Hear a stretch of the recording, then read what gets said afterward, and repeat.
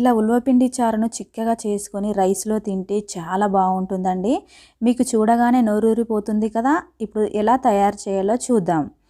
ఈ రుచిని మీరు ఆస్వాదించాలంటే కంపల్సరీ మీరు ట్రై చేయండి. హాయ్ ఫ్రెండ్స్, నమస్తే, welcome back to our channel. నేను మీ భాగ్య.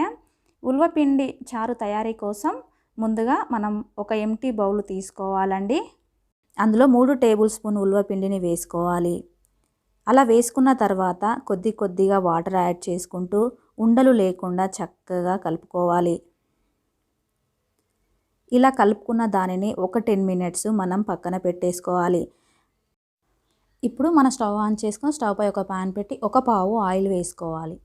ఆయిల్ హీట్ ఎక్కిన తర్వాత ఒక స్పూను జీలకర్ర వేసుకొని ఒక 2-3 ఎండుమిర్చి 2-3 పచ్చిమిర్చి యాడ్ చేసుకోవాలి.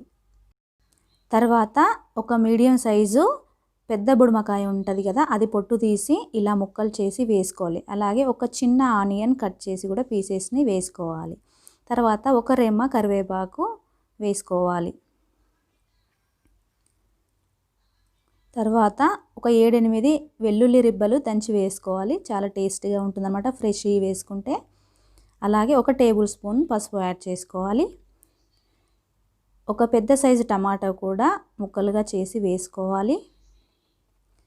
తర్వాత కొద్దిగా ఇంగువను కూడా యాడ్ చేసుకోవాలి. అలాగే ఒక టేబుల్ స్పూన్ జీలకర్ర, మెంతి, ధనియాలు కలిపి దంచిన పౌడర్ వేసుకొని కొద్దిగా సాల్ట్ వేసుకొని ఒక టేబుల్ స్పూన్ మిర్చి పౌడర్ కూడా యాడ్ చేసుకోవాలి.